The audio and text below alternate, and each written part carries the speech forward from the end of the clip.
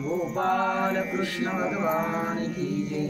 माऊली ज्ञानेश्वर महाराज की जय। जगद्गुरु तुकाराम महाराज की जय। संत शिरोमणी सावता महाराज की जय। श्री संत महाळोबाबा अत्रि ऋषी अनुसया माता की जय। नमः पार्वती पतये हर हर महादेव। अध्याय 31। श्री गणेशाय नमः। श्री सरस्वती नमः। श्री गुरुभ्यो नमः। श्री मातृपितृभ्यो नमः। श्री रुक्मिणी रमणाय नमः। मग नारद म्हणे, श्रीहरी काही सवा विसर्जिली यावरी प्रश्न केला ऋषीश्वरी शंकरासी। मी करता हरता संपूर्ण आणि काळ स्वरूप कवन यया उपरी त्रिनयन बोलता जाहला। भगवान विष्णू आणि कृष्ण आणि नारदांचा संवाद सुरू आहे आणि इकडं शंकरजींचा आणि ऋषीमुनींचा संवाद सुरू आहे। ऋषीमुनी पुन्हा देवाला काय म्हणतात, म्हणे जो वासुदेव निर्गुण तोची सर्वांचे कारण, त्याचे महात्म्य संपूर्ण सांगो तुम्हा। शिवजी म्हणतात वासुदेवाचं महात्म्य आपल्याला या ठिकाणी परमात्म्याचं महात्म्य सांगणार आहे। तो ईश्वर पुरुष सत्य सकळ विश्व जया आत, नाना रूपे असे धरित त्रैलोक्य रक्षावया। तो मूळ पुरुष ईश्वर आहे आणि त्यानंच त्या ठिकाणी वेगवेगळे रूप या त्रैलोक्याच्या संरक्षणाकरिता त्या ठिकाणी धारण केलेले आहे। तो मनुवंशी अवतरेल, मनुचा अंगराजा होईल, तयापासून जन्मेल पुत्र अंतर्धामा। त्यानंच हे सगळ्या सृष्टीची उत्पत्ती केल्यामुळं पुढेही तोच चालवणार आहे। मनुवंशामध्ये अंगराजा होईल, पुढे अंतर्धाम होईल, त्याचा हवीरधामा पाही, तयापासून प्राचीन बहिर, त्याचा प्राचेतसही दक्षतयाचा, दक्षकन्येचा पवित्र कश्यप होईल भ्रतार, तये कश्यपाचा कुमार सूर्य जाना। हा सगळा विस्तार त्या ठिकाणी सांगितला मनुपासून। मनु हा ब्रह्मदेवाच्या पासून उत्पन्न झालेला त्या ठिकाणी पहिला पुरुष आहे मनु। मग मनुपासून सगळी उत्पत्ती पुढे झाली म्हणून मनुपासून मानव, मनुपासून झाले म्हणून मानव आहे। आणि मग हे पुढे सांगितलंय हवीरधामा, प्राचीन बहिर, प्राचेत दक्ष, दक्षकन्येपासून दक्ष हा दक्षकन्येचा पती कश्यप, त्यांच्यापासून सूर्य, आदितीपासून सूर्य झालेला आहे। सूर्यापासून मनुवंश, सुदिम्न येळा रूप विशेष, त्याचा अनवंश हे कथा प्रियस प्रकारांतरे। आणि मग सूर्यापासून सूर्यवंश चालू झाला, चंद्रापासून चंद्रवंश सुरू झाला, मग पुढे नहुष आले, नहुषाचा ययाती जाण, त्याचा यदू, त्याचा कोष्ठानंदन, कोष्ठयापासून पुत्र सुलक्षण वृजिनवंत, नहुषाचा ययाती, त्याचा यदू, तोच यदू म्हणजे यादव वंश, यदुवंश म्हणतात त्याला। तिथं क्रोष्ठानंदन, क्रोष्ठापासून सुलक्षण, मग ऋषिंजित, त्याचा सुरत, त्यांचा सिंहजान, ते वंशी शूरसेन, वसुदेव त्यांचा नंदन, तयाचे गृही शूरसेन। आणि मग शूरसेनापासून वसुदेवजी त्या ठिकाणी आहे। बघा काल भगवान श्रीकृष्णाचा जन्मोत्सव झाला, आज त्यांची वंशावळी इथं आलेली आहे शूरसेन। बरं का, शूरसेनापासून वसुदेव, वासुदेव साक्षात केवळ ब्रह्म मूर्तिवंत, उपजेल स्थितिवंत, तोची पाळक। वसुदेवापासून वासुदेव, दोन्ही शब्द वेगळे बरं का। वसुदेव म्हणजे पिता आणि वासुदेव म्हणजे कृष्ण, आकारांतामध्ये वासुदेव त्या ठिकाणी आहे। तो काळरूप हरता करता, ऋषी तुम्ही समजता, त्याची पूजा कराल तथा मीही पूजिन। आणि तोच या जगताचा करता हरता भगवान श्रीकृष्ण आहे। तुम्ही ज्याची पूजा करता, मीही ज्याचा पूजा करतो, ज्याचं ध्यान करतो तो आहे ते बंधू रामकृष्ण, विष्णू स्वरूप पुरातन, ऐसे शिवे आम्हासी वचन बोलताची। ते दोघं बंधू आहे, राम आणि कृष्ण म्हणजे बलराम। राम म्हणजे बलराम नाहीच, खरं नाव त्यांचं रामच आहे। राम आणि संकर्षण हे दोन नाव आहेत बलरामजीची, पण बलवान होते म्हणून बलराम म्हणतात बरं का। ज्यांच्या हातात परशु होता म्हणून त्यांना परशुराम म्हणतात, आणि दशरथाचे झाले म्हणून त्यांना दाशरथी राम म्हणतात बरं का। म्हणजे यांचे मूळ नाव रामच आहे तिघांचे सुद्धा। परशुराम त्यांचं नाव रामच आहे, बलराम, त्यांचं मूळ नाव रामच आहे, पण ते उपाध्या लागलेले आहेत. चला, असं बोलत असताना काय झालं ऐका. तव तत्समयी हिमाचळ अंधकार प्राय सकळ, झाला धूम व्याकुळ प्रदेश तो. तेवढ्यात हिमालयावर अंधकार झाला आणि जिकडे तिकडे धूम म्हणजे धूर त्या ठिकाणी, धूम्र त्या ठिकाणी झालेला आहे. मग दाही दिशा भोवते आम्ही चालिलो निरुते, पाठी पाहोतव तेथे कैसा हिमाचळ. पाहायला लागलो इकडं तिकडं, तर पाहतो तर तिथं कशाचा हिमाचळच राहिला नाही. अकस्मात भ्रमो लागलो पृथ्वीवरी प्रविष्ट झालो, मग यात्रा करीत आलो ये भूमीसी. भ्रम झाला आणि पृथ्वीवर प्रविष्ट झालो. हिमालयावर होतो ते डायरेक्ट खाली पृष्ठभागावर पृथ्वीवर आलेलो आहे आणि कशाचं हिमाचलन कशाचं काय मागं काहीच राहिलं नाही. अकस्मात तरी शिवगौरी संवाद समयी जैसे देखील ऋषीश्वर आहे तैसेची आता येही कृष्णनाथा देखील. आणि जसं आम्ही तिथं पाहिलेलो होतो कैलास पर्वत, आपल्या हिमाचल पर्वतावर आम्ही जसं पाहिलं तसं हे कृष्ण इथंही आम्हाला तसंच दिसलं. नारद म्हणतात तो कृष्ण आता मूर्ती देखील या, कृतकृत्य झालो स्वामी या, मग नमस्कार करून या गेले सर्व ऋषी. तरी शिवगौरी संवाद वेळे ऋषीश्वरा शिवे बोलिले, तत्प्रमाण नारदे कथिले त्या सभेसी. मग त्या शिवगौरी संवादाच्या वेळेस ऋषीश्वर शिवजींना जे जे बोलले ते सगळं नारदांनी सांगितलेलं आहे. कोणाला? नारायण प्रभूला त्या ठिकाणी सगळं सांगितलेलं आहे. विश्व म्हणे धर्मा उत्तमा, हा तुझं सांगितला महिमा, तत्प्रमाणे पुरुषोत्तमा जानसी तुही, त्याचे पूजने तुझं जय, कीर्ती धर्मादी प्राप्त होय. हे ऐकून धर्मराय पुसता झाला आणि त्याच्याच पूजनाने कीर्ती धर्म आदी सगळ्या गोष्टी प्राप्त होतात. असो म्हणून तो सगळ्या जगाचा मूळ करता धरता परमात्माच त्या ठिकाणी आहे. आता धर्मराजा आणखी काय प्रश्न विचारतात तो ऐका. कोण एक दिवस स्वामी या, कोणा पूजावी उद्धरावया, कोणाची पूजा केली या पाविजे मोक्षाधिक. कोण एक देव श्रेष्ठ आहे, उद्धाराकरता कोणाची पूजा केली पाहिजे आणि मोक्ष स्वरूपाची प्राप्ती कोणामुळे त्या ठिकाणी होणार आहे, असा प्रश्न धर्मराजांनी पुन्हा या ठिकाणी केलेला आहे. प्रश्न आणि उत्तरातच हा पूर्ण 13वा स्तवक त्या ठिकाणी झालेला आहे. आज शेवटचा अध्याय त्यातला. आज संख्या जास्त आहे नाही का?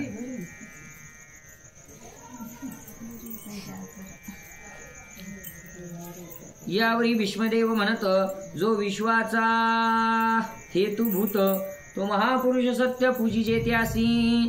जो विश्वाचा निर्माता आहे त्या महापुरुषाची आपण पूजा केली पाहिजे.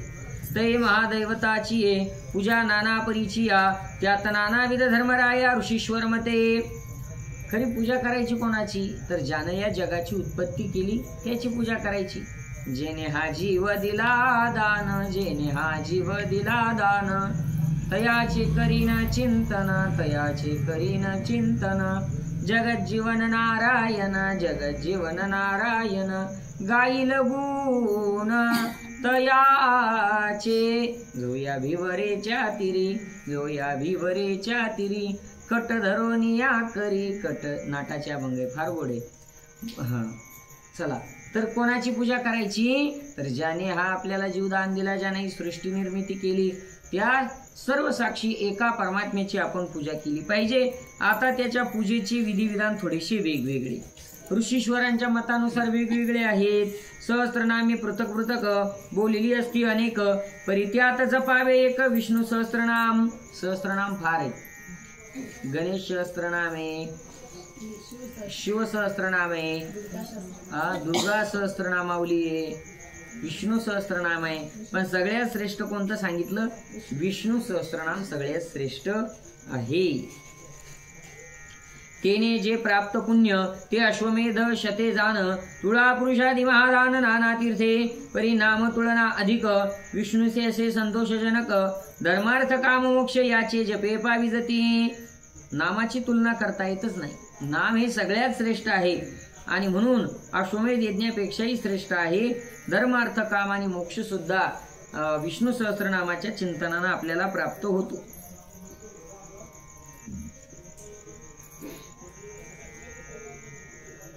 मग सहस्त्रनाम कथिले भरवे, जे मूळ ग्रंथी पहावे, येत लिहिता आघवे विस्तार होईल. आणि मग इथंच या महाभारतामध्येच इथंच ते विष्णू सहस्त्रनाम आलेलं आहे. भीष्म आणि युधिष्ठिरजींचा संवाद आहे, इथूनच ते आलेलं आहे.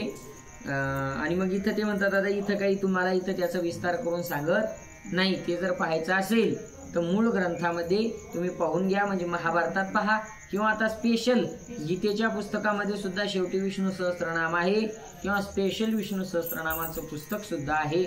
सहस्त्रनाम म्हणजे काय? सहस्त्र म्हणजे हजार, हजार विष्णूचे नाव आलेले त्याला विष्णू सहस्त्रनाम असं म्हणतात. त्या प्रत्येक नामाचा अर्थ सुद्धा असं सार्थ असणारे विष्णू सहस्त्रनाम बघा, त्यामध्ये तुम्हाला त्याचा अर्थ कळेल. श्लोक बघून काही कळणार नाही. आपल्याकडे आहे ते आहे का? राम रामेति रामेति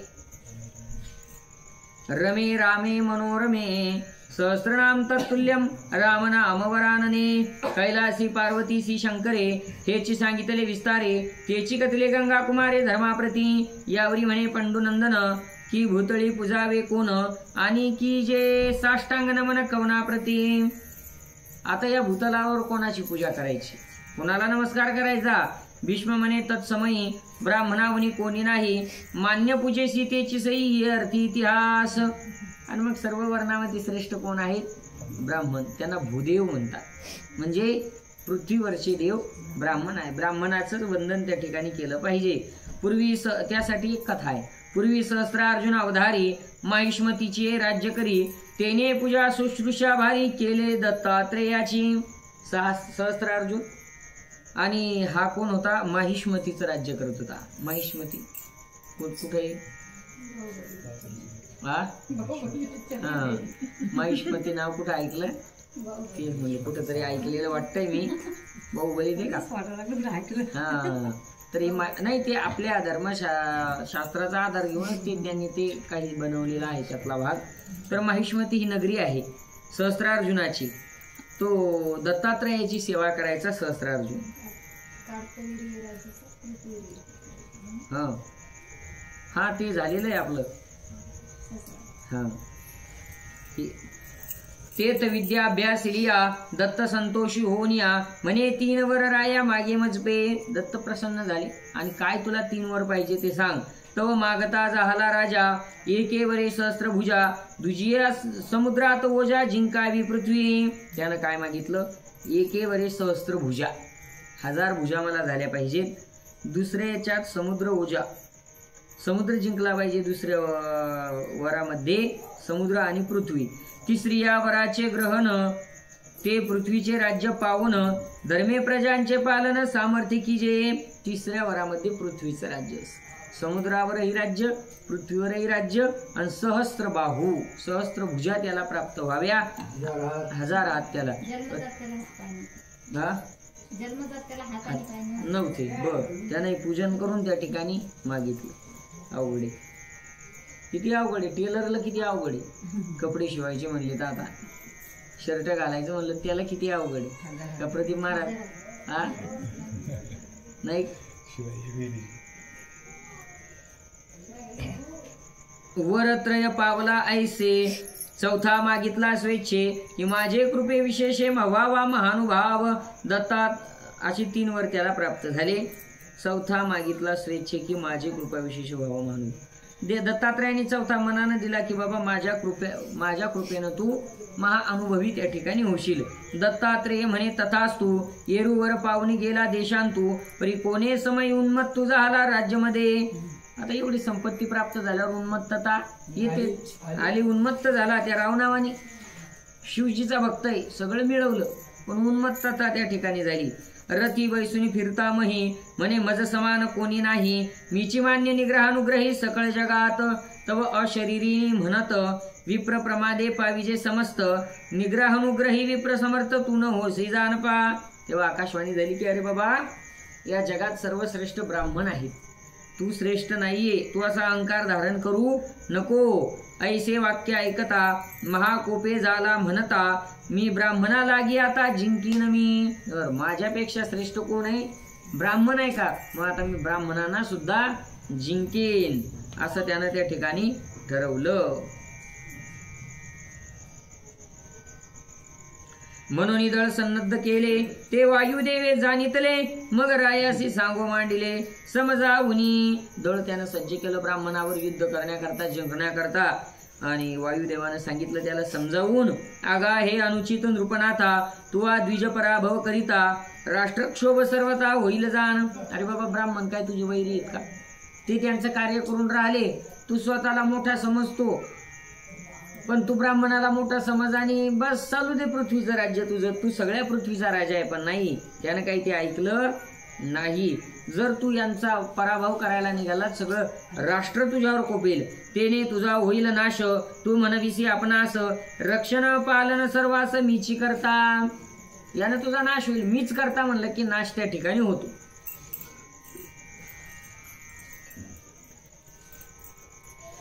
ऐसे धुरुनी मानसी श्रेष्ठ मानिसी आपणासी त्रिसहस्त्र कर पावलासी कोणे प्रभावे हे विचारी पामनात विप्रनवी प्रतिष्ठा करीत आणि असिली प्रतिष्ठा हरित महादैवत ब्राह्मण जिंकली या भूमीचे यासी दान द्यावे साचे येत प्राचीन कथा रुचे ती ऐक.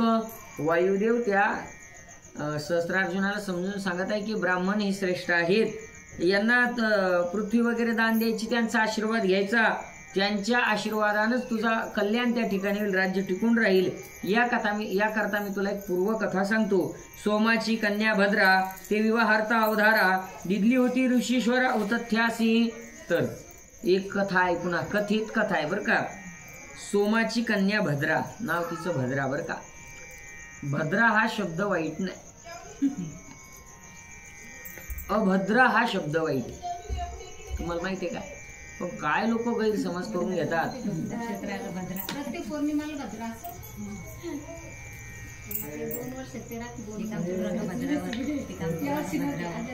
तुम्हाला दोन शब्द माहिती का, भद्र आणि अभद्र. अभद्र म्हणजे अशकुनी अपशकुनी आणि भद्र म्हणजे शुभ शकुनी.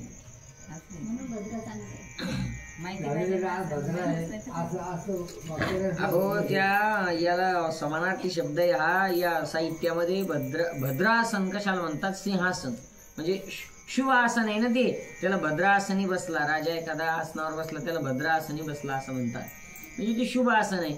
भद्रा हा त्या ठिकाणी पर्व काळ आहे, पण त्या भद्राचा सगळा अनर्थ केला ते फक्त महिला मंडळीच्या पंचांगाने केला. मी पाहिलं यावर्षी कॅलेंडर ते कशातच नाही त्या राख्या बांधायला चालत नाही म्हणून.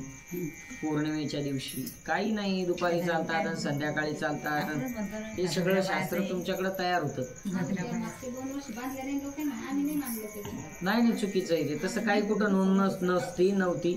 भद्र म्हणजे शुभ. चला इथं नाव आलेलं आहे भद्रा, म्हणजे आता भद्रा नाव की त्या राजाच्या मुलीचं नाव चांगलं आहे ना भद्रा. सोमाची ती दिली होती एका ऋषीला, त्याचं नाव उतत्था बर का. तू म्हणा या सोम म्हणल्यावर आता काय सांगा बघू पुढे. तो ऋषी गृहस्थाचारी नांदत असे यमुना तीरी त्याची स्त्री एके समयांतरी जळी स्नान करिता. एक वेळचा प्रसंग आहे का. तो ऋषी यमुनेच्या तीरावर आपला गृहस्थाश्रम त्याचा चालू होता. ती एकदा स्नान करण्याकरता त्या ठिकाणी गेलेली आहे ती भद्रा. ते वरुणे धरुणी नेली बळे भोगू मांडिली हे वार्ता नारदे कथिली उतत्यासे. परंतु तिच्यावर त्या वरुण देवानं त्या ठिकाणी अत्याचार केला. नारदानं तिच्या पतीला ही बातमी कळवली की वरुणगृही पाहे तुझी स्त्री देखील आहे. तर उतत्य बोलता होय नारदासी म्हणे स्वामी कृपा करून तुम्ही तेथ जाऊन कठीण वाक्य बोलून आणावी पत्नी. हा उतत्य ऋषी नारदाला सांगू लागला की तुम्ही माझी पत्नी सोडून तिथून आणा, तुम्हीच बोला त्याला कठीण शब्द. येरू शीघ्र वरुणापे गेला नाना परी समजाविला परी तो विषय मातला निधी स्त्रीशी. परंतु वरुण काही त्या ठिकाणी द्यायला तयार नाही. तोच याला उलट बोलू लागला. हे कोणाला? नारदाला. आणायला कोण गेलं? नारद. हे नारदे येऊन सांगितले. मग उतथ्थे क्रोधा धरिले तेने कोपांगारे शोषिले समुद्र जळ. मग त्या ऋषीला राग आला, क्रोध आला आणि सगळं समुद्रातलं जळच त्यांनी शोषून घेतलं. तर वरून व्याकुळ होऊन, वरून जलाची देवता आहे वरून देव, मग वरून व्याकुळ होऊन ते स्त्री ते घेऊन उतथ्यासी आला शरण तरी मोठा कोण पा. मग तो शरण आला त्या ऋषीला, त्याची पत्नी त्याला देऊन टाकली. म्हणून वायुदेव म्हणतो, सांग सहस्त्रार्जुना शक्ती कोणामध्ये जास्त आहे, ब्राह्मणात आहे का क्षत्रियात आहे. युद्ध करायचं म्हणलं तर क्षत्रियातच आहे, पण ब्राह्मणाला जर राग आला तर ते काही करू शकतात. म्हणून पूर्वी आणखी एक दुसरी कथा. पूर्वी दानव दैत्याही देवद्विज पराभविले पाही तेने राहिले यज्ञादी सर्व हव्य कव्य. दानव दैत्याही देवद्विज पराभविले, राक्षसांनी देवांना हरवलं आणि मग देवांचा पराजय झाल्यामुळे मग यज्ञ परमार्थ हव्य हवन सगळं थांबलं. मग देव दुःखे फिरता अगस्त्य देखीला अवचिता शरणागत होनी समजता कथिले वृत्तांतासी. सगळे देव अगस्त्य ऋषीकडे त्या ठिकाणी गेलेले, त्यांची प्रार्थना केली. तव त्याचे तपे तेजबळे महाज्वाळा जाळ चालिले तेने दैत्य दानव जाळिले पतंगवत. मग त्या अगस्तीनं तपाच्या सामर्थ्यानं अग्निज्वाळानं सगळ्या दैत्यांना जाळून टाकलं. ऐसे केले विश्वरक्षण तरी क्षत्रिय आणि ब्राह्मण या दोहीत श्रेष्ठ कवन सांगराया. सांग मग दोघांमध्ये श्रेष्ठ कोण आहे. ऐसे केले विश्वरक्षण ऐसेच वशिष्ठ अत्री चवन यांचे जाणावे महिमान म्हणून मोठे ब्राह्मण मानावे तयासी. त्याची या प्रसादे पाही त्रैलोक्य राज्य प्राप्त होय अवकृपे करिता क्षय इंद्राधिकाचा. त्यांच्या कृपेनं त्रैलोक्याचं राज्य सुद्धा प्राप्त होतं आणि त्यांची जर अवकृपा झाली तर इंद्राधिक सुद्धा त्या ठिकाणी त्यांचा सुद्धा क्षय होतो. इंद्राचा क्षय झाला, स्वर्गातली सगळी संपत्ती पाण्यामध्ये पडली समुद्रामध्ये. का? दुर्वासाचा अपमान केला. माहिती आहे तुम्हाला कथा, समुद्र मंथन का करावं लागलं मग आहे ना, माहिती आहे ना. हा बस मग सांगितलं. म्हणून अर्जुना क्रूर भावे तू गर्वातेन करावे ऐसे सहस्त्र अर्जुना बरे बोधिले वचन. म्हणून हे अर्जुना म्हणजे सहस्त्र अर्जुना, तू विनाकारण त्या ठिकाणी गर्व करू नको आणि त्या ब्राह्मणाचा विरोध करू नको. म्हणून गा धर्मराया, हे कोण सांगितलं? वायुदेवानं त्याला समजावून सांगितलं. तो निघाला होता ब्राह्मणाशी युद्ध करायला. म्हणून गा धर्मराया ब्राह्मणाशी पूजिले मिया वर्णाश्रम जाणून या दान धर्म चतुर्विध. म्हणून भीष्माचार्य म्हणतात मी ब्राह्मणाची पूजन दान धर्म केला. हे ऐकून मागुता धर्म भीष्माशी म्हणे ताता मज सत्य धर्म आता सांगा विस्तारुनी. आता पुढची कथा नाही सांगितली बरं, त्यात कोणती? ब्राह्मणासोबत युद्ध झाल्याची ती कथा होऊन गेलेली कथा कल्पतरूमध्ये. मग परशुरामांनी आधी मग ते सगळा पुढचा इतिहास तुम्हाला ज्ञातच आहे. आता परत प्रश्न नवीन आहे, सत्य धर्म कोणता? मग म्हणे गंगानंदन सत्य धर्मी बहुळाख्यान सांगतो ते चित्त देऊन ऐके सावधान. बहुळाख्यान आहे तर ते ऐका. आता पूर्वी लगी माथुर देश होता धनधान्य व्याप्त बहुवस अन्य यज्ञस्थानी विशेष शोभिवंत. माथुर नावाचा देश आहे, धनधान्यानं त्या ठिकाणी परिपूर्ण भरलेला आहे. यज्ञामुळे तिथं काही कमतरता नाही. यज्ञात भवंती पर्जन्या, नाही का? यज्ञ केला तर काय होतो?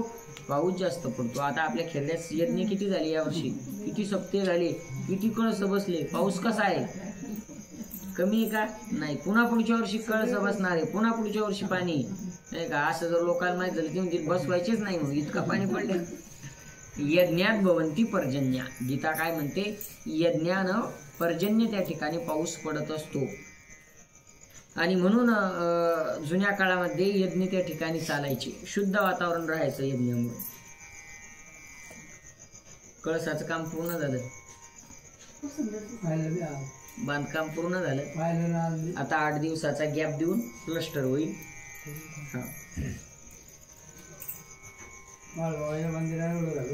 हो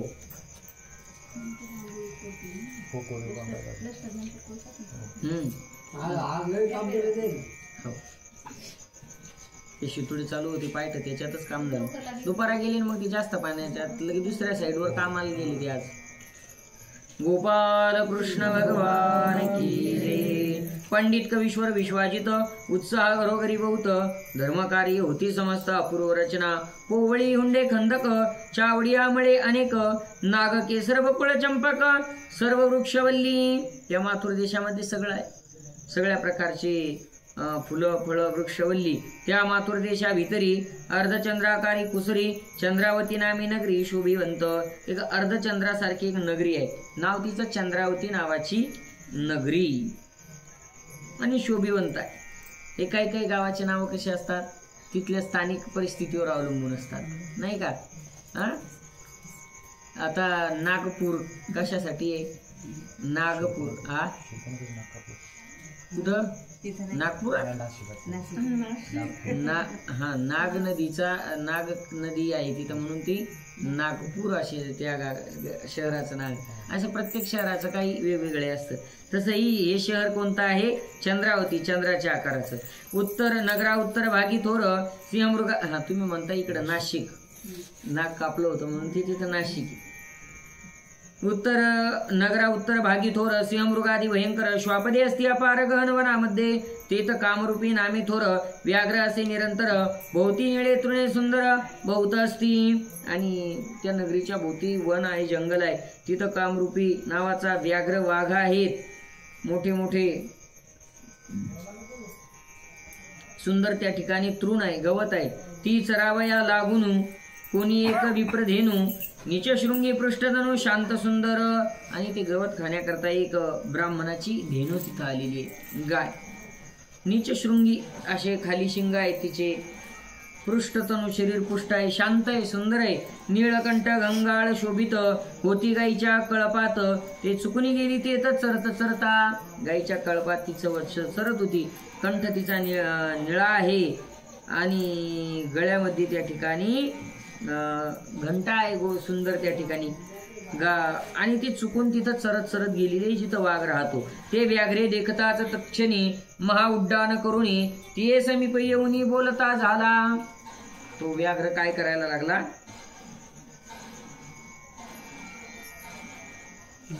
जवळ आला आणि तिला बोलायला लागला।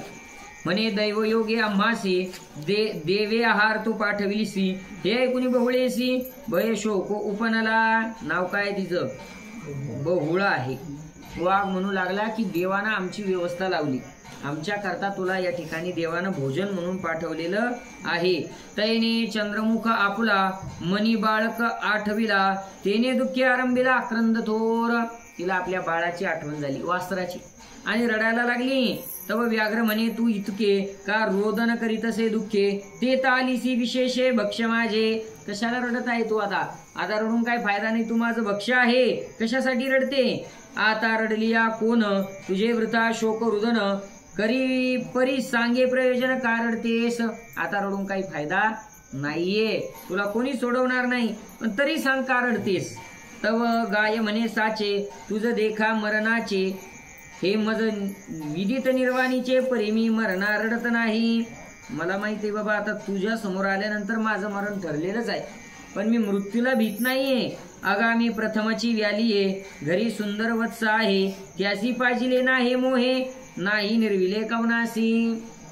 मला पहिलंच बाळ त्या ठिकाणी झालेलं आहे, वासरू, आणि सुंदर आहे ती, मी त्याला पाजलेलं नाही, कोणाशी निरवलं नाही, म्हणजे कोणाच्या ताब्यात त्या ठिकाणी दिलं नाही, कोणाच्या सांभाळी घातलं नाही। निरवणे तुका म्हणे तुम्ही निरविल्यावरी, निरविल्यावरी म्हणजे तुम्ही, साधू संताला तुकाराम महाराज म्हणतात की तुम्ही जर मला सांभाळलं, तुम्ही जर माझा सांभाळ केला तर मग माझा हरी उपेक्षणा, मग देवही माझी उपेक्षा करणार, देव मला दूर लोटणार नाही, कारण तुम्ही माझा सांभाळ करायला लागले ना। तसं गाय म्हणते मी माझ्या बाळाला कोणाला निरवलेलं नाही, कोणाजवळ दिलेलं नाही। शब्दाचा अर्थ सांगितला चालता चालता बरं। हे आठवणी दिनाची रडते खंती वाटे तयाची आज्ञा देशील तरीची वत्सा जवळी जाईन। आणि म्हणून मला रडू येतंय, तुम्हाला जर आज्ञा दिली तर मी माझ्या वत्साकडे त्या ठिकाणी जाऊन येते। त्या बाळा स्तन पाजून सख्याशी निर्वुण येईन पाठीत्वा यथेष्ट भक्षण करावे माझे। माझ्या मैत्रिणीकडे त्याला मी सोपवून येते, कोणाला त्याला स्तन पाजते, बाळाला, वासराला आणि मैत्रिणीकडे त्या ठिकाणी देऊन येते, मग तू माझं भक्षण कर. व्याघ्र म्हणे अवधारी कैसा पुत्र मेलियावरी, मज देखुनीची वनचरी सांडित जो प्राण.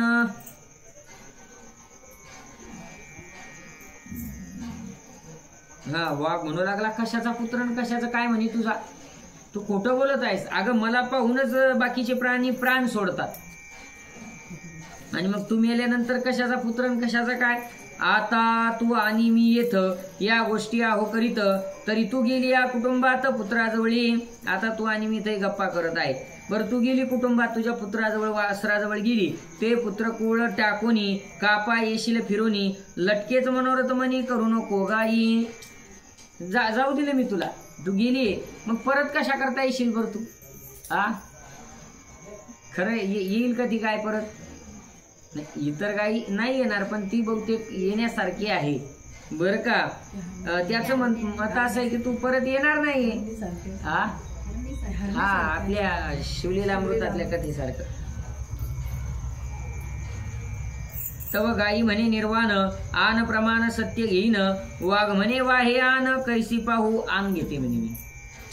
हा आन जुना शब्द आहे, आन शपथ वचन. हा हा आन म्हणजे वचन, शपथ, शब्द. मग तो म्हणू लागला कशी आण घेते सांग. गाय म्हणे द्विजगुरुसी पाही, हो मिता अग्नीची ठाई, तेथे विघ्न करी उपायी, त्यासी जे पाप होय. व्याघ्रा ते पाप परियेसी, प्राप्त व्हावे मज बहुळेसी, जरी मी नये तुझ पासी मागुते ना. द्विजगुरुसी पाही म्हणजे ब्राह्मण आणि गुरुला या दोघांचं होम सुरू आहे, अग्नी होम सुरू आहे. कोणाचा, ब्राह्मणाचा होम सुरू आहे. त्याच्यामध्ये विघ्न आणल्यानंतर जे पाप लागेल ते पाप मला लागेल मी जर परत आली नाही. जुने लोक पापाला भीत होते बरं का. पाप पुण्य या गोष्टी मानत होते, शब्दाला किंमत देत होते. व्याघ्रा ते पाप परियेसी, प्राप्त व्हावे मज बहुळेसी, जरी मी नाही तुझ पासी मागुतेन. अथवा वेदाध्ययन करूनी, वेद विक्री द्रव्य घेऊनी, उदर चाडे म्हणून करी वेदाभ्यास. किंवा दुसरं पाप सांगितलं, वेदाचा शास्त्राचा अभ्यास केला आणि ते पोट भरण्याकरता ज्ञान जर विकायला लागला तर त्याचं पाप लागतं. पहा, ज्ञान विक्रीचं पाप लागतं. हा तुकोबारा म्हणतात कथा करोनी या द्रव्य देती घेती, होईल अधोगती नरकवास. हा कन्या गौ करी कथेचा विकरा, चांडाळ तो खरा तया ना. म्हणजे कन्येचा, गाईचा आणि कथेचा विक्रा करायला चालत नाही. आता काय, हा कन्येचा विक्रा करायला चालत नाही, मुलीचे पैसे, गाईचा पैसा करायला चालत नाही. आणि तिसरं काय सांगितलं, कथेचा. कथा करून या मूल जापे घेते, कोण अधोगती होईल जाणार. तुकोबाराचे अनेक प्रमाण आहे कथेच्या बाबतीत. आता या कलियुगामध्ये कथा कीर्तनाचं काय सुरू आहे, व्यवसाय सुरू आहे. व्यवसाय महाराज तुम्ही घेत नाही का, आम्ही घेतो, पण जेवढे दिले तेवढेच त्या ठिकाणी घेतो. त्याचं असं नसतं की नाही तर आता काही लोकांचं असं आहे इतकेच लागतील, इतके पाहिजे नाही का. हा ठरवून घेतात. आता आम्ही आता एका कीर्तनाला गेलतो आम्ही, तर आमच्या गाडीचं भाडं 1700 झालं आणि आम्हाला पाकिट 1200 घेतलं. 1200 500 या खिशातून काढून याच्यात टाकून देऊन टाकली गाडीवाल्याला. त्याचा फोन आला म्हणत अहो हे लय आम्हाला कस तरी झालं, नंतर आम्हाला कळलं लय कमी भेटले. म्हणलं नाही पाठवू का, म्हणजे नाही म्हणजे नाही का असे. नाही नाही नाही तसं तिथला नाही ते विषय, असा एका ठिकाणचा हाही विषय. पण जसं आता कलियुगामध्ये लोक अगोदरच ठरवतात 5-5, 10-10 हजार रुपये कथेचे, नाही कीर्तनाची. कथेचे तर 50, 25, 50, 1 लाख, 2 लाख, 5 लाखापर्यंत कथा आहे. एक कथा तर लयच महाग ऐकली मी आता. हा किती सांगितले बोला, 25 लाख. 25 लाख तो जी केदारनाथ मध्ये गौडी वारली आता त्याने केली तिवणीची कथा, त्यात माझी आणि ती कशाने वारली? केदारनाथला गेली ते मेन प्रश्न वाटली. हो हो त्यात वारली ती जोडी ज्याने शिवपुराण कथा स्वतः केली जवानसान. प्रद्युम्न माझी घेतली ते केदारनाथच्या ऍक्सिडेंट. किती अवघड आहे. 30-30 लाख रुपये एका एका कथेचे द्यावं लागतात. तर हे त्याचं पाप आहे. हा विषय मी का सांगितला तुम्हाला? वेदाध्ययन करून वेदाची ज्ञानाची विक्री जर केली, हा दक्षिणा म्हणून लोक देतात ती स्वीकारायची, पण तिचा ठराव नाही केला पाहिजे. इतके लागेल, इतके भेटलेच पाहिजे, इतके दिलेच पाहिजे. आणि देणाऱ्यांनी सुद्धा समोरच्याची सगळी परिस्थिती, त्याला लागलेला सगळा खर्च हे पाहूनच त्यांनी त्याची मान्यता जर केली तर मग प्रॉब्लेम येत नाही. दोघांनी एकमेकांना सांभाळून घेतलं की बस संसार तसाच आहे, तसं ये मग चालतं ते. नाही ही सेवा आहे आपली, ही सेवा आहे. सगळ्या सेवा आहे माझ्या जीवनात. तर हे सगळ्या सेवा म्हणूनच आपण त्या ठिकाणी करतो. आपल्या गावातली जेवढाली मोठा सप्ते झाली, असं 1 रुपयाचं सुद्धा अजून कोणाचं हे नाही. एक सगळे सांगतील 1 रुपयानं सुद्धा नाही, बस सेवा फक्त. ना तरी मागणार ब्राह्मण जो न संतोषे न थोडे न तयाची पापे दारू न भावी मज. हे पाप आहे. हे पाप गाय म्हणते मला लागेल की जो मागणारा ब्राह्मण आहे त्याला देणारा देतोय, पण त्यानं त्याचं तेवढ्यात जर संतोष समाधान होत नसेल तर त्याचं पाप त्या ठिकाणी लागेल. मागणाऱ्यानंही संतोषी भाव ठेवला पाहिजे. नाही तर देणारा देतो म्हणून मागणाऱ्यानं काय त्या ठिकाणी देणाऱ्याने देत जावे, घेणाऱ्याने देता देता घेता एक दिवस देणाऱ्याचे हातच घ्यावे, नाही का? नाही, त्याचा अर्थ वेगळा आहे. विंदा करंदीकरांची कविता होती 8व्या वर्गामध्ये आम्हाला. विंदा करंदीकरांची फार गोड कविता, तिचा भाव वेगळा आहे. देणाऱ्यानं देतोय म्हणून घेणाऱ्याने अंतकरण कुठंतरी संतुष्ट ठेवलं पाहिजे की नाही, बस इतकं योग्य आहे. असे पाप त्या गाईला लागतील अशी ती शपथ खात आहे. चला, मध्यमास मीठ लाख विगता वैशासी होय पातक जाणून परक्याची नांदनुकन देखो नसा. हे पाप आहेत बरं का. मध्य मास मीठ आणि लाख वैश्य व्यापाऱ्याला विकायला चालत नाही. एखाद्या परक्याचं चांगलं सुरू आहे आणि ते पाहून जर तुला बरं वाटत नसेल तर तुला ते पाप लागेल. परकीय गुन्हा भीतरी अखंड जो अपवाद करी अथवा व्रतार न मानिनारी ऐसी पातके नाही तरी उदर भरणे परद्रव्य हरुणी करणे त्याचीने पापे मजलिंपणे जरी नाही मागुती. ऐका, आपल्या पतीचा शब्द न मानणाऱ्या स्त्रीला पातक लागतं, ते पातक मला लागेल त्या गाईला. किंवा पोट भरण्याकरता दुसऱ्याचं द्रव्य हरण करून त्या ठिकाणी आपलं पोट भरत असेल तर ते सुद्धा महाभयंकर पाप आहे. म्हणून ती गोमाता शपथ घेते की हे पाप मला लागेल. वैश्वदेवादीन करता जाण अखंड करी परान्न सेवन आणि जो करी गृहदहन पारकीय. वैश्वदेव वगैरे न करता त्या ठिकाणी अन्न सेवन करणं म्हणजे काय? पातक आहे. परान्न, दुसऱ्याचं अन्न त्या ठिकाणी खाताना तरी वैश्वदेव केला पाहिजे, मी त्या दिवशी सांगितलं. किंवा दुसऱ्याचं घर जाळण्याकरता जो तत्पर असतो त्याचं पातक मला लागेल. म्हणजे हे सगळे पाप आहे. जो पारकेया विष घाली कन्या एकदा एका दिली मग मागुती ओपिली आणि कियासी अथवा करिता हरिकीर्तन काही ओकठी गोष्टी करून कथे माझी करी विघ्न ते पाप लागो मज. हरिकथा हरिकीर्तन चालू आहे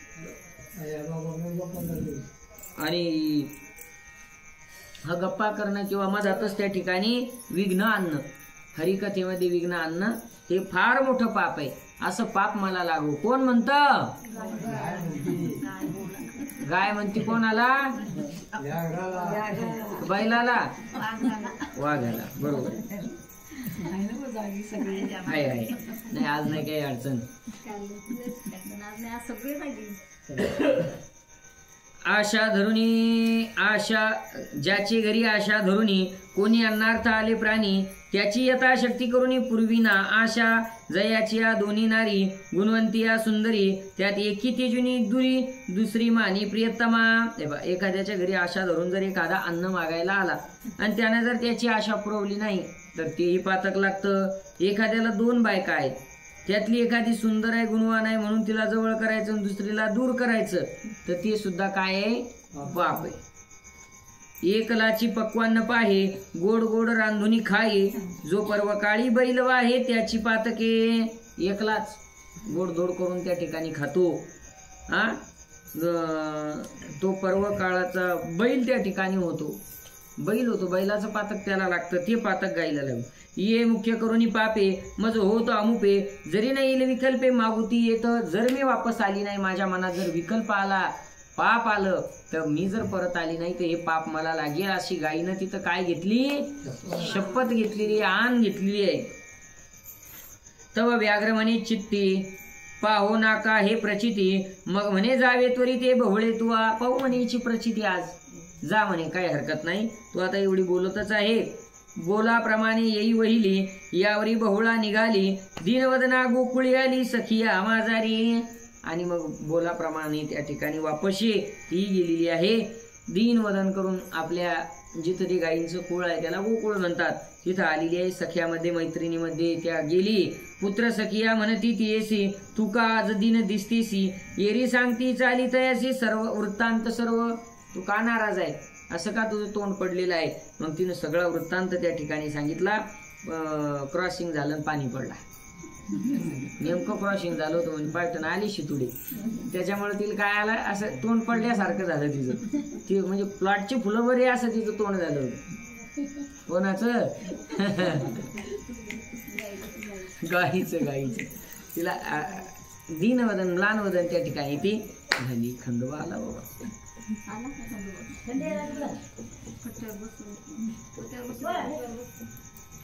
मग स्तनी लावणी सुत म्हणे पाना घेरे त्वरित, मजदाने आहारार्थ व्याघ्राची. बाळाला पाजायला लागले, सांगितलं मला तूप दूध पिऊन घे, मला त्याचा आहार व्हायचा आहे, मला तो खाणार आहे.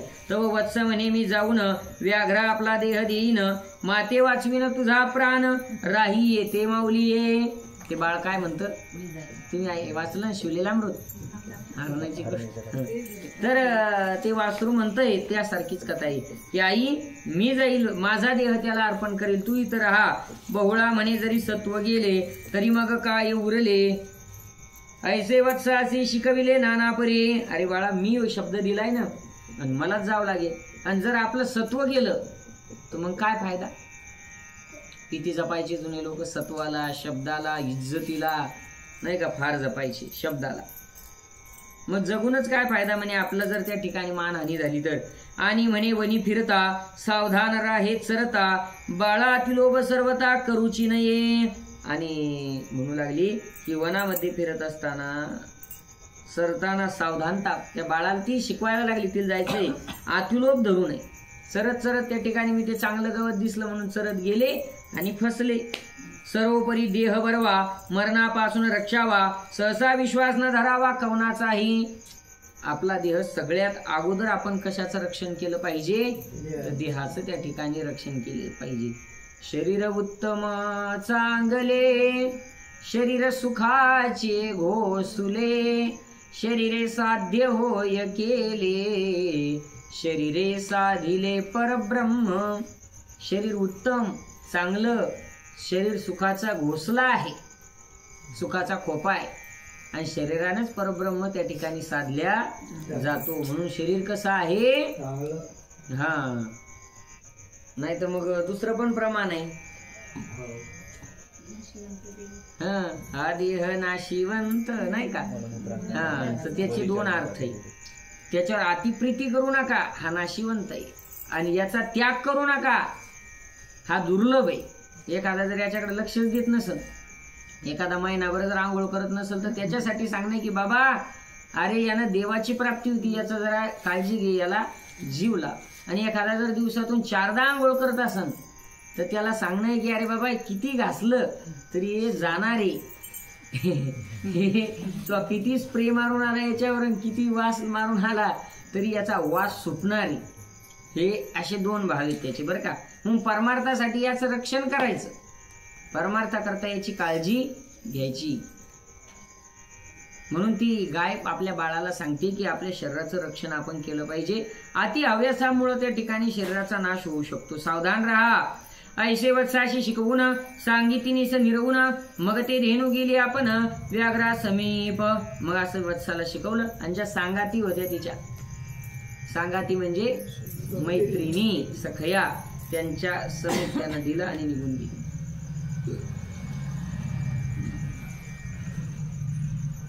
म्हणे जे सत्य शपथ केले तत्प्रमाणे आता आले, ऐसे व्याघ्राचे सांगितले तव येरू बोलिला.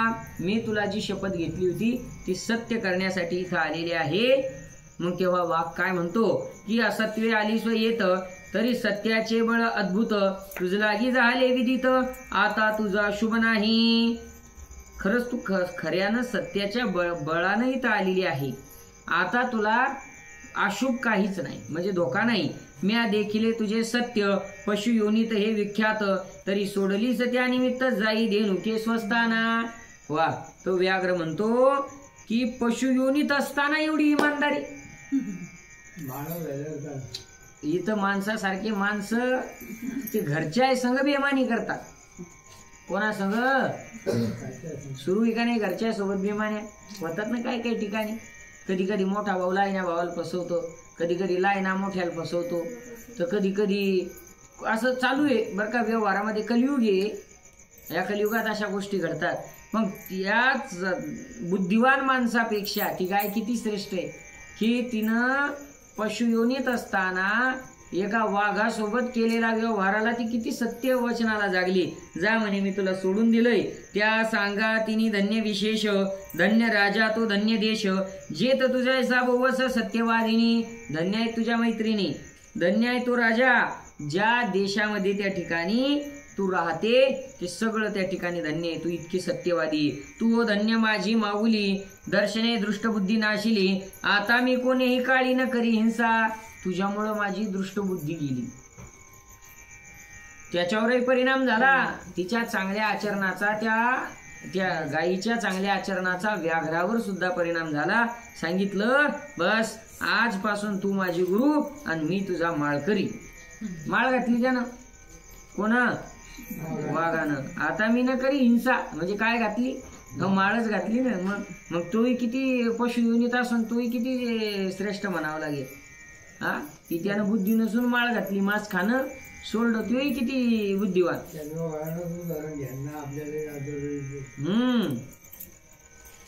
आता जैन घ्यायला पाहिजे ते इथं नाही, जे इथं येते सगळे माळकरी आहे. हा, असंच होतं ना. महाराज कीर्तनात सांगतात माळी घाला माळी घाला, आणि जे कीर्तनात असतात ते सगळे माळकरी असतात. ज्यानं माळी घालायचे ते घरी झोपेल असतात. अवघड. ऐसे व्याघ्र बोलत बोलता अंतरी धेनु स्मरण करिता, स्वप्राण झाला सांडितात वाले विमान. असं स्मरण करता करता त्या व्याघानं देह सोडला, त्याच्याकरता विमान आलेले. तेव्हा इंद्रादी सुरगणी विमानी व्याघ्रासी वाहुनी मिरवत नेला उत्तम स्थानी वाद्य गजरे. देव लोकांनी वाजत गाजत त्याला नेलेलंय. कोणाला? माळकऱ्याला. टाळ मृदंगात कोणाला वाजवत नेत असतात? ज्याच्या गळ्यात माळे त्याला. कोणालाही टाळ मृदंग वाजवत नेऊन त्या टाळ मृदंगाचा अपमान करत जो माळकरी ज्यानं परमार्थासाठी वेळ दिला, मग तो कोणत्याही कुळातला असो, कोणत्याही जातीतला असो, गरीब असो का कोणी असो, त्याला वाजत गाजत नेलं पाहिजे. आता वाघ होता पण माळ घालेली होती, त्याला देवानी वाजवत गाजत त्या ठिकाणी नेलं. वाद्य गजरे तव ते गायी गोकुळी आली सखिया वत्साजवळी. हे आख्यान ऐकता त्रिकाळी होय पुण्यवंत. हे बहुळा आख्यान सांगता विस्तारासी जाईल कथा. म्हणून संकलिली श्रोता न ठेवावे दूषण. अशा प्रकारे आख्यान या ठिकाणी सांगितलेलं आहे. ऐकल्यानं सुद्धा पुण्य प्राप्त होतं. या उपरी धर्मामनी संदेह उपजला म्हणून पुशले गांगे या लागून वेगळाले. चला, धर्म कोणता श्रेष्ठ आहे सांगितलं होतं ना, सत्य धर्म सांगितला. हा गायीचा सत्य धर्म या कथेनुसार इथं सांगितलेला आहे. आता पुढचा काय प्रश्न आहे तो बघू. मग क्रमेची गांगेय कथिता झाला कथान्वय. तया इतिहास समुच्चय ऐसे नाम. ते सांगो घेऊन पसरू तरी विस्तारेल कथा कल्पतरू. आणि तेथीचा भाव समग्रू असे पर्वद्वयी. शांती आणि अनुशासिक सर्व धर्म प्रकाशक म्हणून अंतर्भूत केला देख इतिहास समुच्चय. ते म्हणतात अशा अनेक प्रश्न धर्मराजाने विचारले तरी इथं सगळे सांगितलेले नाही. म्हणजे एवढे आपण ऐकले एवढेच नाही, अजून खूप आहे. पण ते म्हणतात इथं जर पूर्ण सांगतो तर कल्पतरू ग्रंथ फार वाढेल. तर ते आहेत शांती पर्वामध्ये आणि अनुशासिक पर्वामध्ये ज्यांना वाचायचं असेल तर महाभारतामध्ये ते आहे. ऐसे नाना परी उत्तम ये परवी दान धर्म भीष्मे कथिले सवर्म धर्माप्रती मग श्रमुनी क्षण मात्र स्तब्ध राहिला गंगापुत्र ते देखुनी शीघ्र व्यास म्हणे जे गांगेया असं सगळं सांगितलं. आणि थोडीशी विश्रांती त्या ठिकाणी घेत आहेत कोण? गंगापुत्र. तेव्हा व्यास महर्षी काय म्हणतात ऐका. हा राजा युधिष्ठिर आणि कृष्णादी समग्र यासी जावया शीघ्र आज्ञा देवी. आता यांना जाण्याकरता तुम्ही आज्ञा द्या. मग भीष्मे पांडवासी श्रीकृष्ण सकळ रायासी धृतराष्ट्र गांधारी मुख्यासी केली आज्ञा. पांडवांना श्रीकृष्णाला धृतराष्ट्र गांधारी हे सगळे जीवित होते युद्धानंतर यांना आज्ञा केली. आता तुम्ही नगरी जावे उत्तरायण होईल बरवे तेव्हा मागुती येथे यावे सामुग्रीसह.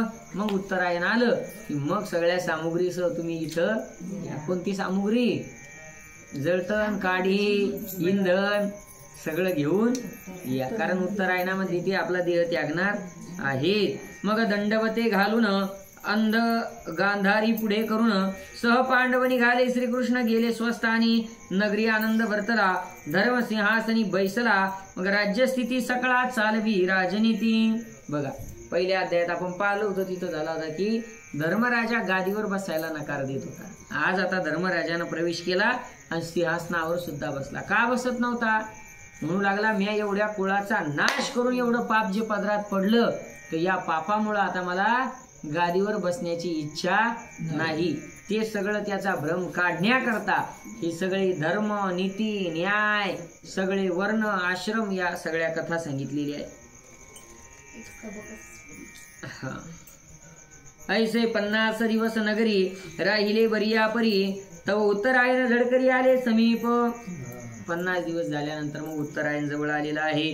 मग तो समय जाणून चंदनादी काष्टे मिळवून पुष्पे कर्पूर आदी घेऊन सामुग्री सर्व चंदनाचे काष्ट जमवलेले आहेत. फुलं कापूर आदी सगळी तयारी सामुग्री घेतली. ते धृतराष्ट्रादी वहिले सकाळी कुरुक्षेत्री आले. धर्माधिकी वंदिले शरतल्पी भीष्मासी. भीष्माजवळ आलेले सर्वांनी वंदन केलं. तव भीष्मे नेत्र उघडिले कृष्णाधिकांते देखिले म्हणे सुखे विजय केले देवराया. प्रभू आता मला त्या ठिकाणी सुखानं जायचं आहे. उत्तरेसी मुरडला भानू राहिलो शरतल्पी पूर्ण आजवरी रात्री 58. आता माघमास. आता उत्तरेकडे त्या ठिकाणी सूर्यानं प्रयाण केलेलं आहे. इकडे आहे ना उत्तरेकडं. 6 महिने तो इकडून उदय होत जातो. इथून सुरुवात होती आणि मग दक्षिणेकडं दक्षिणायनापासून सुरुवात होती जून महिन्यामध्ये. 21 जून 21 डिसेंबर अशा 2 तिथी तारखेपासून. कधी 21-22 होतात पण तिथीनुसार आपण संक्रांतीपासून मानतो. असं ढोबळ आपलं संक्रांतीपासून उत्तरायण मानल्या जातं. चला तर काय सांगितलं 58 रात्री माझ्या इथं झालेली आहे. किती? 58 म्हणजे जवळजवळ 2 महिन्यापर्यंत त्या बाणाच्या शय्येवर होते. आपले भीष्माचार्य 2 महिने बाणाच्या शय्येवर होते. पहा किती अवघड असेल ते. मला कालपासून टेकायला नाही तर मग कंबड करू काय लागलं. ते बिचाऱ्यानं 2 महिने कसे काढले असतील. अवघड.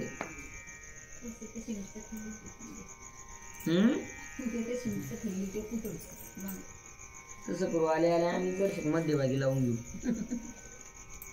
ते एकीकडून झाले नाही तर होऊन जाईल उद्या. ते काम चालू आहे ना. गोपाल कृष्ण भगवान की जय. आता माघ महिना लागला. अंत समय निकट आहे. मग धृतराष्ट्रासी गांगेय पुढील वाक्य म्हणता होय उपदेशाचे. या युधिष्ठिर परम पवित्र साक्षात असे धर्मावतार तरी यावरी निरंतर कृपा कटाक्ष राखीजे. देवा हा धर्माचा अवतार आहे आणि म्हणून तुम्ही याच्यावर कृपा कटाक्ष ठेवा. याच्यावर लक्ष ठेवा. दुर्योधन आपुलिये करणी करिताची पाहे पाहुनिया सर्व क्षय तुम्हा संकटे पाडिले.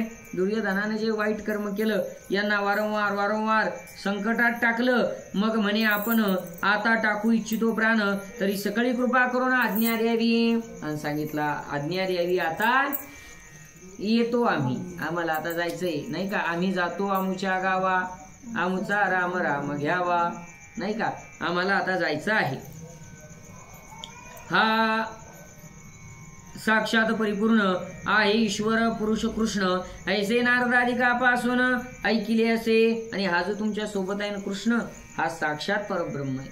हे नारदांडिकापासून मी ऐकलेलं आहे, त्यामुळे यांचा तुम्ही सन्मान करत जा. तव म्हणे परमानंद आपले वसूचे पूर्वपद ते सनातकरी प्रसिद्ध तथा ये रिवंदिले.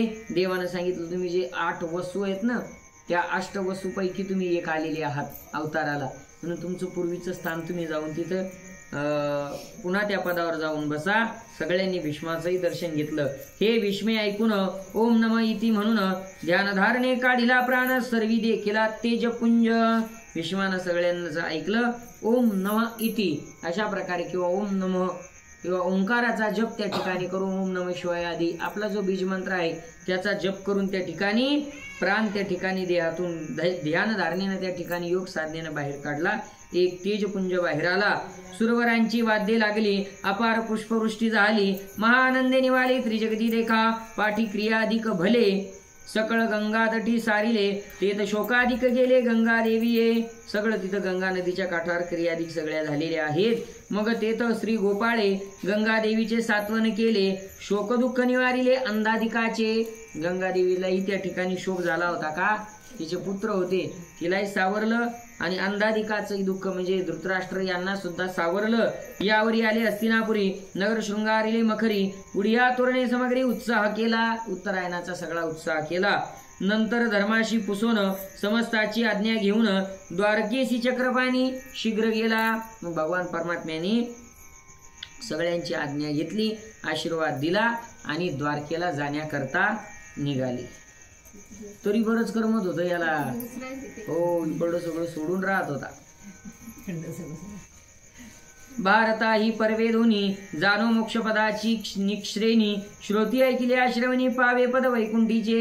ही जे देवव्रताची वाणी उभय तटिनी मंदाकिनी, प्रेमळ भाविका लागुनी कलिमल हरणी गंगा हे. चला, ही देवव्रताची जी वाणी आहे या भीष्म पर्वामध्ये आलेली आणि शांती पर्वामध्ये आलेली जी भीष्माचार्याची वाणी सगळ्यांना मोक्ष पद प्राप्त करून देणारी ही जणू काही मंदाकिनी गंगा नदी आहे. हिचे करिता स्नानपान प्रसन्न होई अंतकरण, भक्ती वैराग्य आणि ज्ञान वर्धमान होता ती. भक्ती ज्ञान वैराग्य हे ऐकल्यानं त्या ठिकाणी वाढतात. आता असो हा विशेष स्तबक संपला त्रयोदश, पुढे चतुर्दशाचा सौरस श्रोताजनी ऐकीजे. असो आता हा स्तबक आपला 13वा इथं पूर्ण झालेला आहे. 14वा स्तबक आता सुरू होणार आहे उद्यापासून. तेत धर्म घोडा सोडिल, सकळ राज्य या जिंकिल, ती अश्वमेधादिकी सकळ पंचपर्वे.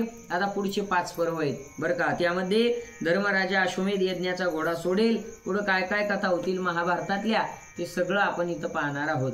महाभारताची कथा तशी काही कुठं ऐकल्या जात नाही. भागवत ऐकल्या जातं, रामायण ऐकल्या जातं, महाभारताची कथा यामध्ये आता आपली ऐकल्या गेली.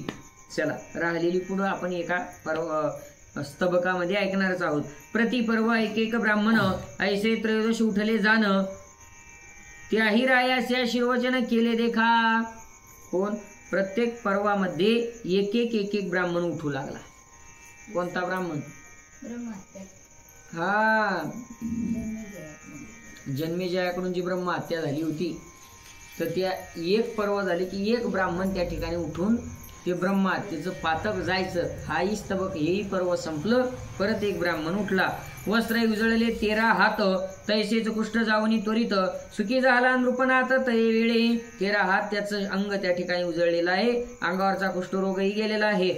असो अहो हरीचे वर्णिता गुण, महादोषाचे होय दहन, ते ब्रह्महत्येचे लांछन उरे केवी. हरीचं गुणवर्णन केल्यानंतर त्या ठिकाणी महादोषाचं लांछन निघून जातं, काही राहत नाही.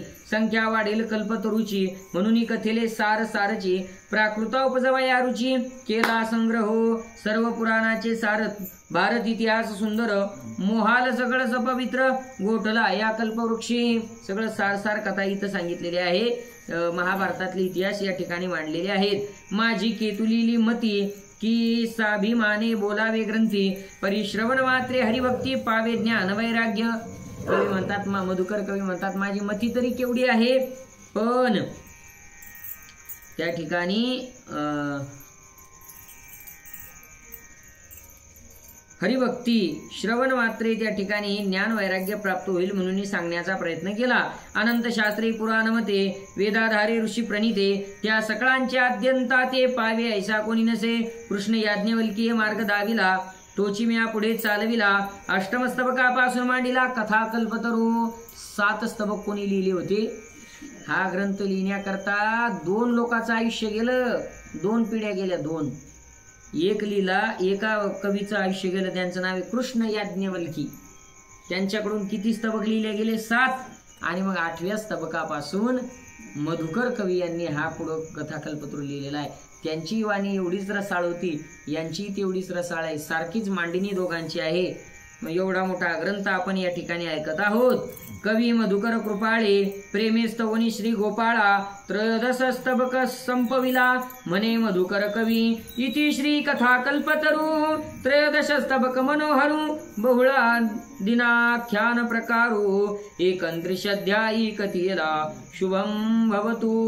कुंडलीक वरदा हरी विठ्ठल श्री ज्ञानदेव तुकाराम गोपाल कृष्ण भगवान की जय. नमः पार्वती पदे.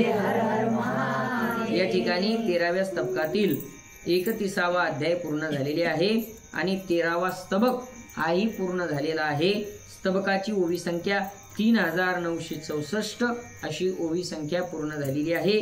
उद्यापासून 14व्या स्तबकाला आरंभ होईल. रामकृष्ण.